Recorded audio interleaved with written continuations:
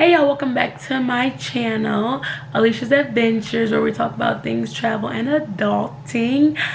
So I know a lot of people ask like, oh, how do you balance like trying to travel with a full-time job and different things like that? So basically today I'm going to tell y'all how y'all can take advantage of traveling and stuff like that. And if I'm looking down, it's because I'm looking at my phone. So basically I was in school, so that's honestly how I traveled a lot. Like in school you get your assignments, you know what you're doing, you see events, you go to them, hoopla, you get your breaks, you get all that in one. So that's really how I was able to travel, and that's why I took advantage of it, because I could travel because I was in school. Now when you have a full-time job, it is kind of harder, but it is doable. And so when I think about like full-time traveling, I would say get your calendar, look at your calendar and see how many days you get off. Some people get days off, like I know some people who get a month off, some people get time accrued. So you can look at that. And so for the whole 12 months you look at major holidays. You know, January has a major holiday, February is like Valentine's Day, it's not necessarily a major holiday, but like May is Memorial Day. And so how you can finagle that is basically look at your dates, major holidays.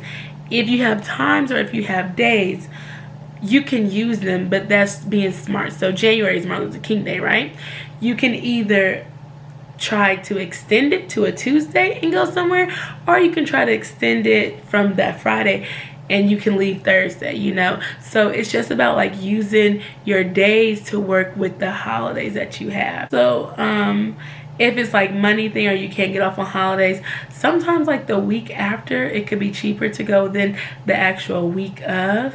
So you know, maybe if you do like want to do your holiday or something like that, try to just save your holiday or try to switch it where you can use it later if you're worried about the cost.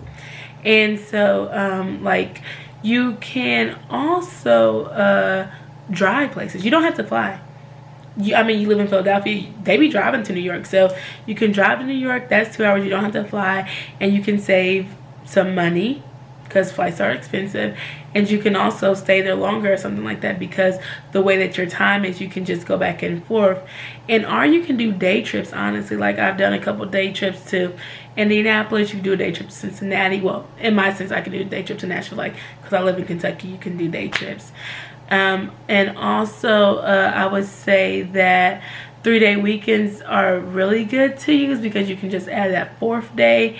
And but also if you don't have a holiday, just look like March. I mean there's St. Patrick's Day, I don't know if people really get those off, but when it comes to your hours, see if you can sometimes like work a whole bunch of hours at the beginning, Monday, Tuesday, Thursday or something like that, and then you can get that Friday off. Or you can work Tuesday, Wednesday, Thursday, Friday, you can get that Monday off. That's how I went on a trip one time. I worked like 40 hours in 4 days, and I was able to get an extra Friday off. And sometimes if you talk to your boss, I don't know, depending on what your job is, sometimes they'll let you work maybe Monday through Thursday, or they'll let you work, they'll let you like telework or whatever that's called, and so you can get that Friday off and you just do work from wherever you're at. And so that's basically how you can like balance travel and full-time. You don't have to go to, you know, Europe and Africa. I mean, you could go 2 to 3 hours away just to like get your feet wet, so you can learn how to balance it, a Saturday and Sunday trip, a weekend trip. Like that's how you can basically travel being full-time. You can't always travel full-time. You always can't do like those 4 and 5 day trips and stuff like that. So sometimes you have to like sacrifice just for the weekends, but then that's when you make sure you like look at your weekends and you try to work with those holidays, or you try to go places that are closer up.